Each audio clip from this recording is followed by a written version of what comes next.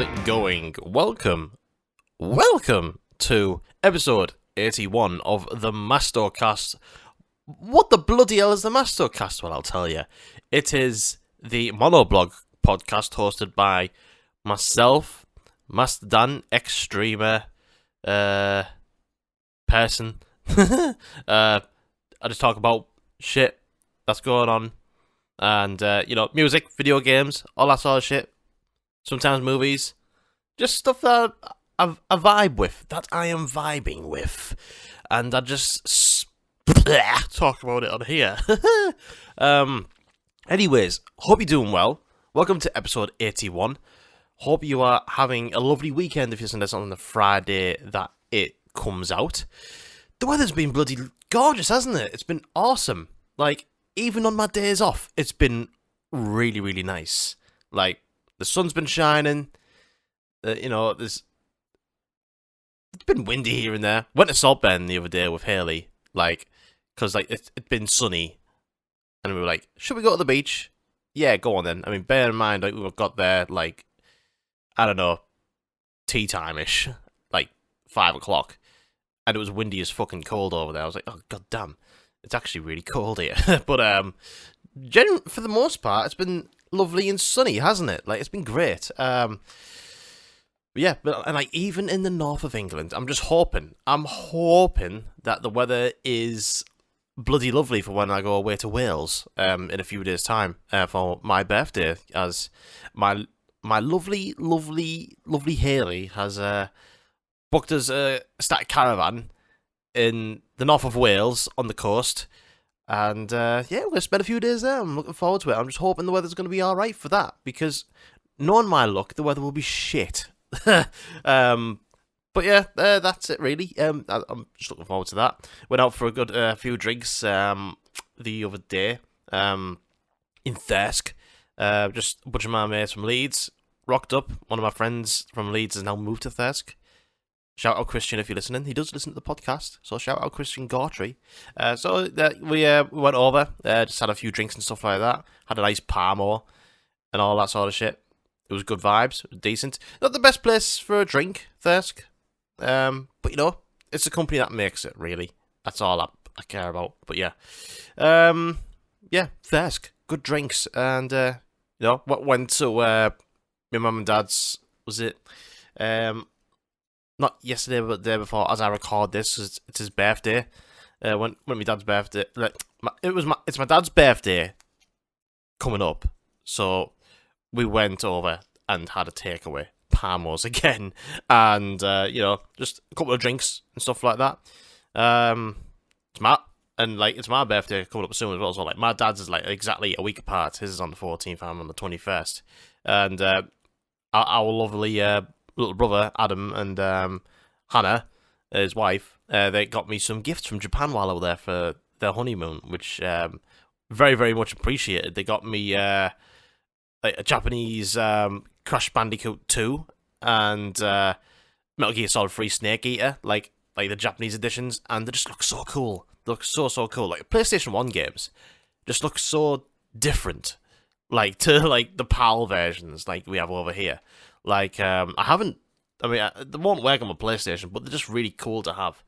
But yeah, I don't think the PlayStation 3 that I've got that's backwards compatible is region free or anything like that. I mean, if there's a way I can make it region free so I can play them, it would be cool. But I don't know. I'll give it a look, see what I can do. But yeah.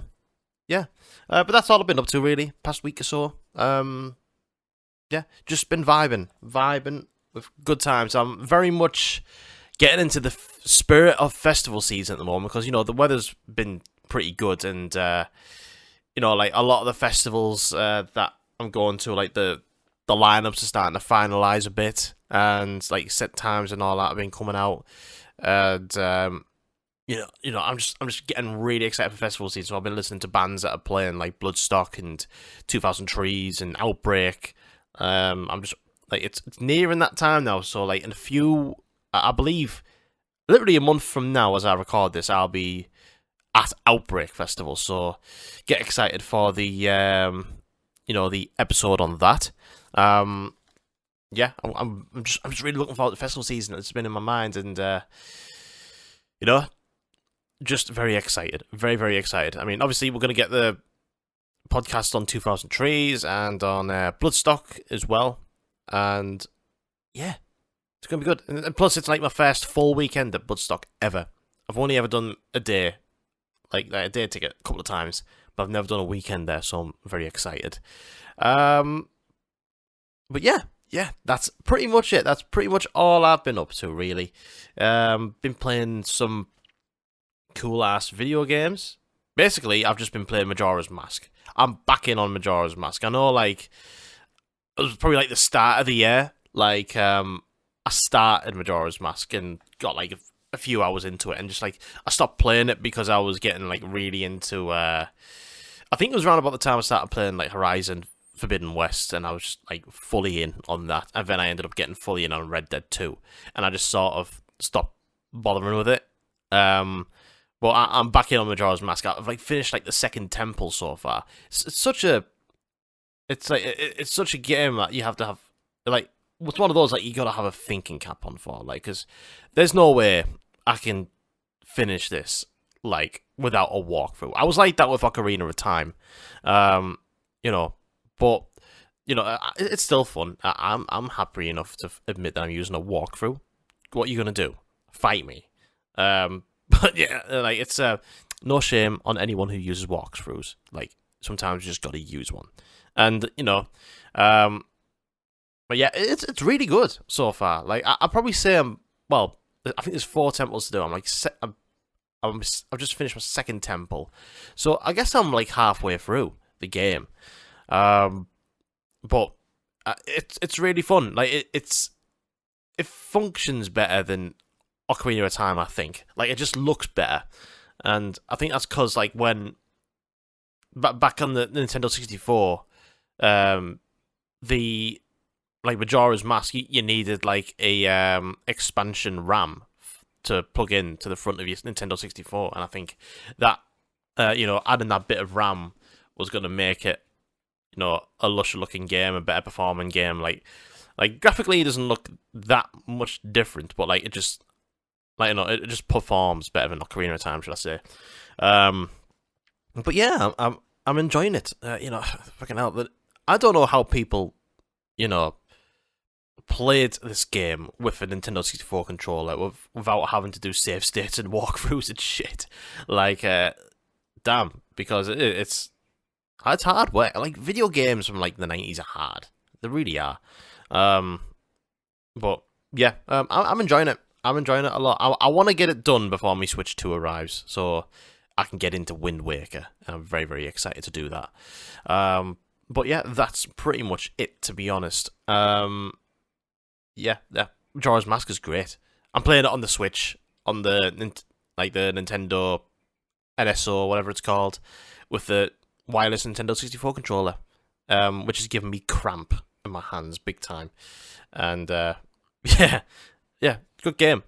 Anyways, let's get into some shit, shall we? I played a little bit of it. Sorry, yeah, I should mention I played a bit more of Expedition 33. I'll chat more about that when I probably come to, I don't know, getting a few more hours in, maybe if I'm like halfway through, or close to completing it. But yeah, that's a fucking great game, that is. Talk about some music shit. Actually, no, while we're on the subject of video games, I'll chat about the GTA 6 trailer, which dropped out of nowhere. So, I believe on the last MastoCast episode, I was talking about the delay of GTA 6, you know, which ended up being May 26th of 2026, which is, you know, one of those things. Like, I wasn't like totally heartbroken about it. Like, I did not expect it to come out, you know, the end of this year at all. Especially since we only had one trailer, which came out like in 2024. Like, I wasn't expecting that. So, like, when they announced that they delayed it, like, I was pretty fan of it. Like, I want them to take the time to perfect it. And I want it to be a bloody good game. So, yeah, they can absolutely take the time of it. But, short, I think like a few days after that, they brought out a trailer, a brand new trailer. And, you know, it looks fucking awesome. I know it's mainly cinematics, I imagine, like, if you listen to this, you've probably watched it as well. Like, as well as the other millions and millions and millions of people who have watched it. I mean, let's have a look at how many views the Rockstar trailer is at now on YouTube. So it is now at 108 million views in 9 days, which is fucking bonkers. And it's one of those trailers where people are going to watch more than once to like see like any little details and stuff like that. And the first GTA 6 trailer, which came out last year, that is now sitting at 259 million views, which is bonkers. Absolutely bonkers. Like, this is going to be the biggest game ever. Like, it's going to be insane. But yeah, the trailer looks amazing. It looks incredible. Like, the graphics genuinely look like, you know, current gen. Like, you know, like with some games that are coming out on like the PlayStation 5 and Xbox Series consoles, like some games look like they could get away with running on like a PlayStation 4 Pro, but like these look like they are literally for this generation. And what is interesting about this is that the footage is caught on a base PlayStation 5 console as well, so it's not on a PlayStation 5 Pro, and like, you know, it's not like it's been shot on like some super maxed out PC or anything like that with the best like equipment ever, like best graphics card. So it's like, you know, it's like good reassurance that it looks like it's gonna run like really well, like so far. But yeah, it looks really, really good. It gives you a bit more of a looking of the main characters, Jason Duval. Like, I like his tone of voice. He's kind of got like a deep sort of voice on him, like kind of I think they like going for that sort of tone, like with your John Marstons and your Arthur Morgans and all that sort of shit. Like, I reckon this. I'm looking forward to like the character twist. It looks like it's going to be some sort of Bonnie and Clyde thing. With the two protagonists that you're going to be playing as. Yeah, it looks really good. I'm very excited. Roll on May 26, 2026, and if it comes out that day. But yeah, I noticed a lot of people complaining, going, "Oh, it's only got to be running at 30 frames." Oh, shut up. Like, get a grip. You're like, not every game has to be 60 frames. Just get a life, you know. Well, yeah, it looks great. It looks great. I'm looking forward to it.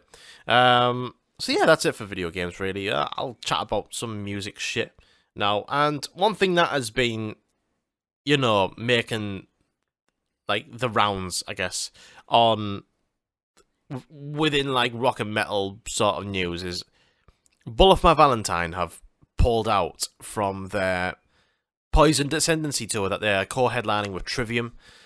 And this is a world tour that was meant to be going around all year long.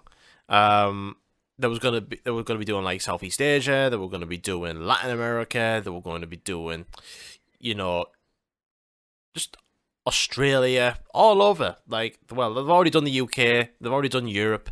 At the moment, as I'm talking about to you now, they are doing North America. They're coming to the end of that run, and over there, they had Silosis and Believe From Within open up for them, like on select dates, and August Burns Red as well. But turns out, Bullet My Valentine don't want to do it anymore. There was 5 more dates after this North American run, and Bullet My Valentine have pulled out. They are pulling out. They're going to play the remaining shows, but after that, there's going to be no Poisoned Ascendancy run. And the reason behind it, fucking bullshit. But basically, we just want to write a new album.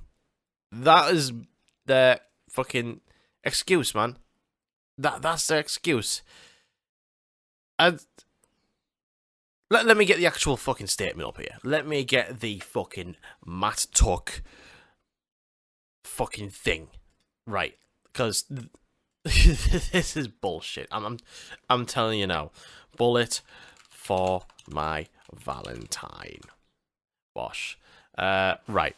Okay. Let's see. Da da da da da da da da. Your tears don't fall, they crash around me. Right. Where's the statement at? Yeah. Oh, we're loud, while you. Show me your shit. Show me your shit. Here it goes. Hey guys, Bullet here. As we head into the final shows of the Poison Descendancy Tour, we want to thank everyone who has come out to celebrate with us. The shows have been phenomenal, and we've loved connecting with every single one of you. Being in this band is the most important thing to the four of us. We're incredibly grateful to have been given the chance to look back at a pair of life-changing albums for us and Trivium, who we have nothing but respect and admiration for. To have a career spanning over 20 years is an incredible achievement, and we understand all of the dedication and sacrifice that comes with that. The celebration of both these albums have been a career highlight. Blah, blah, blah, blah.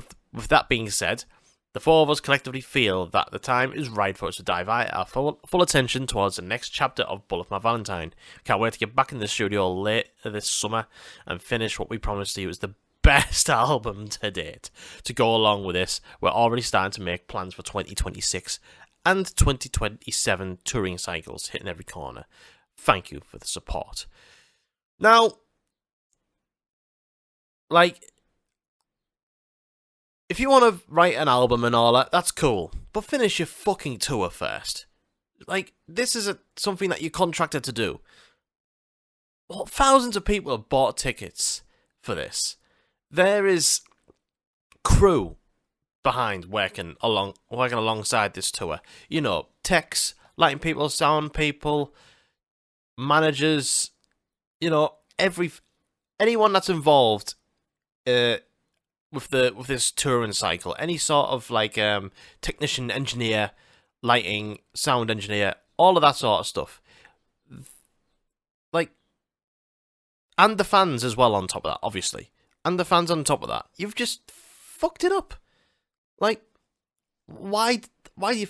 They're bored. That's simply what it is. Like, if they were that stoked to play these shows, they'd keep fucking doing it. All this shit about them saying, oh yeah, we loved connecting with every single one of you. Fuck off.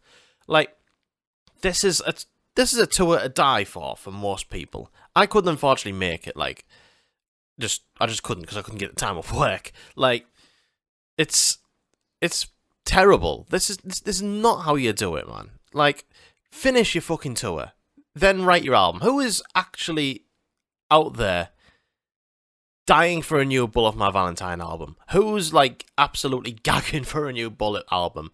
Like, they literally released one, like, what? Last year or the year before? Something like that? And they're just dying to get back into the studio again? Like, I get it that there's pressures out there by record labels and all that, wanting new music and stuff like that, or, you know, sometimes fans to some extent, and they want to keep the creative flow moving. But just this band, they just don't care. Like, this is a tour of people, like I said, this is a tour of people have been dying to see. And The Poison is actually a really good album by Bullet My Valentine. It's my favourite one. Like, people dying to hear that album in full. And you just cutting it out. Like, I think this is a terrible excuse to finish a world tour early. Like, all those people have missed out. And like I say, all the tech and all the people who were promised, you know, jobs, like money, like, it's just completely gone. Just because Matt Tucker just went, I'm bored of this. Because that's what it is. That's genuinely what it is. And, you know, there's been, you know, there's certain people from Trivium who have said, like, it's Matt Tuck's fault, singing from Above My Valentine, who is, you know, cutting the tour short, doesn't want to be there, and apparently, like, he's shown little to no respect for the Trivium staff and crew, and all that sort of shit. And to be fair, I imagine Trivium are blowing Bullet for My Valentine out the fucking water every night on this run, on this tour. Like, I've seen Bullet for My Valentine quite a lot, and I've seen them be blown out the water by support bands on many occasions. I've seen them be blown out the water by While She Sleeps when they took them out on while they had Brainwashed out, and I've seen them have the nerve to bring Killswitch Engage out on tour, and Killswitch Engage absolutely fucking destroyed them. They made them look fucking pathetic. And, you see them on stage now, they stand in one spot, they play the songs, not one of them cracks a smile or anything. They don't want to do this shit, man. Like, they're in it for the money. They're not in it for the love of it at all. Like, Trivium, I feel like I'm going off a bit about this, a little bit, but like, Trivium, I've literally took a year out from touring to practice for this run. Like, literally practicing to get this set absolutely perfect and dialed in, and Matt Tuck has been training his voice to get it to sound like the Ascendancy days. All this sort of stuff. Like, they are such a passionate band. Like, they are, like, really so hard working. Like, especially, like, Matt Heafy, the vocalist. Like, I really admire the geezer. Like, they are such a hard working band. And, like, they've tried the hardest to, like, make this show like go ahead, and like and I've heard people who've gone to this tour and like everyone just been like, yeah, Trivium stole it, whereas Bullet for My Valentine just looked so uninspired and uninteresting. And like you can tell from like all the the back-to-back interviews they both had and all that about the tour, and like he's just so fucking boring. He's just like, yeah, it's gonna be fun. These songs are great.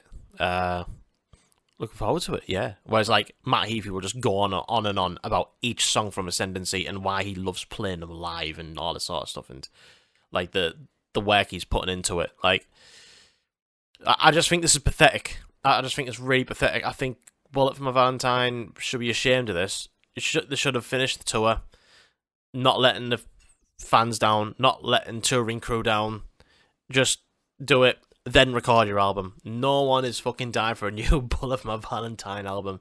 They're just clogging up main stages at festival bills, doing it for the money. Yeah, some people might like seeing them live now these days. I'm not all that bothered. I'll be completely honest. And yeah, I've just lost a lot more respect for them, to be honest. So, anyways, that's my thoughts on it. I don't know what you think. Let me know in the comments. But I just think it's really bad. But anyways, more music news. Parkway Drive have dropped a single, and there's no indication of a new album or anything, but they have dropped a single called Sacred. It's really good. I like it. It's kind of like it's quite a simple Parkway Drive album, but it's got like a cool sort of hardcore riffy stomp to the verses, and the choruses are they're always like very anthemic, like most Parkway Drive singles are, and it's all like about standing up to life and positivity and all that sort of shit, like like perseverance and stuff, and like it's got that cool like mosh call just before the breakdown. I've gotta live my life where eagles dare. Like, it's such a cool line, but yeah, it's a good song. It'll work better in a live setting, I imagine, and, if they've got a new album in the works, it'll be cool to see that, like, alongside all the other new material, because it tends to work better. Like, some singles just tend to work better within, like, the context of the album, so we'll see how that goes. Hopefully there'll be some new Parkway Drive album soon. Metallica are re-releasing Lord.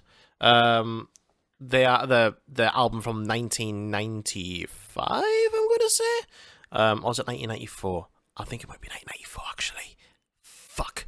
But yeah, Metallica are re-releasing Lord on vinyl on a big massive box set and stuff like that. Remastered, produced by Bob Rock.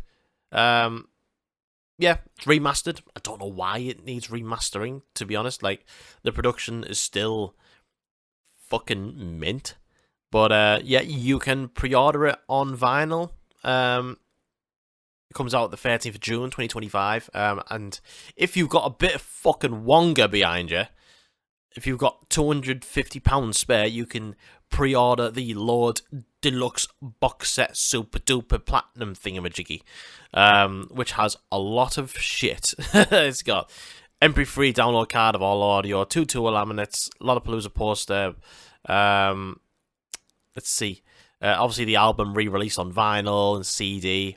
3 live LPs, 15 CDs, 4 DVDs featuring unreleased content, live shows, rough mixes, demos, etc.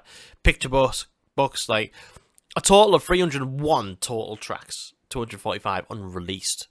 So it's a big ass fucking box set, 250 quid. I love Lord, actually. I mean, Lord's a fucking mint album. A lot of people, there are some metal elitists out there who are just like, oh, 90s Metallica is horrible. I don't like anything after And Justice for All. I just think them people are losers, really. I love 90s Metallica. Black Album, love it. Lord and Reload, love it. Garage Incorporated, love it. It's all good, man. It's all good. And yeah, so if you fancy Lord on vinyl, it's there. £35, I think it is. You get it on a nice coloured vinyl or a black one. Or if you want to get it on CD, there's that as well. And yeah. Or if you got 250 quid spare, get the big massive deluxe edition super duper box set. Oh yeah, you have Let me just zoom in on the 4 here. You've got like transcriptions and like stuff from the studio and lyrics and guitar chord sheets. There's like I said, there's a Lollapalooza poster. There's a Rolling Stone front cover. What else have they got? They've got the 2 laminates. There's guitar picks in there. There's quite a lot. You do get quite a lot for what you pay for, I will say, but it's a lot of shit. Like, it's one of those, like, you'd open it up, look at it once, and be like, oh yeah, that's cool, and then put it away with all your other records. So I'm not gonna get that. I might get the vinyl. I don't know. I'll see. So yeah, that's a bullet for my Valentine. And for those who are going to Download Festival, here's a bit of news. The set times are ready for you, which is very bloody early for Download, I gotta say. Like, usually Download with the set times, like, they'll fucking announce them, like, the Monday before Download starts, which is quite insane, really. But set times are up there for anybody who's going to Download. I'm not going this time, because I'm going to Outbreak instead, but, like, I had a look out of curiosity. Just went on the Clash Finder and just had a look, and I still feel like I made the right decision going to Outbreak, because I've just been going through the Clash Finder, and I was just like, this lineup still isn't doing it for me. So, but yeah, if you're going to Download this year, I hope you have a good time, or you have a rad time, and I hope you don't have too many clashes looking at the set times and stuff. And one last thing, Blood Incantation have announced some UK dates. They're going to be playing their sensational album Absolute Elsewhere in full, of course, my album of the year last year, and I'm going to try and get to this one, like, absolutely. Closest date for me is Manchester, but they're going to be playing, let's see, they've got Bristol on the 6th of October, Dublin, Glasgow, London, O2 Shepherd's Bush Empire. They're playing, they're doing a proper good tour here. So they're bringing out Aranzi Pazuzu with them as well, who are just like some fucking weird black metal band. I like them though. But yeah, they're playing Manchester on the 8th of October at the Albert Hall, and I want to try and go see them, because they played that Incineration Festival recently, and I missed watching them, and everyone was going on about how amazing that set is. Anyways, that'll do for today, I think. Thank you very much for listening to the podcast. Yeah, take care out there. I believe I'll have a podcast episode. Am I going to be away during it? I probably am. But, yeah, I'm probably going to be away. I don't want to record a podcast while I'm on holiday. No. Oh, no, I'll have a podcast ready for you next week for sure. No problem. Right. Okay. Thanks very much for listening to the MastoCast episode 81. If you are listening on YouTube, don't forget to like the video, subscribe, leave a comment if you like. If you listen on Spotify, rate it, like it. You can also leave comments on Spotify, which is cool. And on Apple Music, like, give it a good rating. Follow the podcast and all that sort of shit. Really appreciate you all. Take care. I will see you next week when I am 33 years old. Expedition 33. If I do not complete Expedition 33, I will die.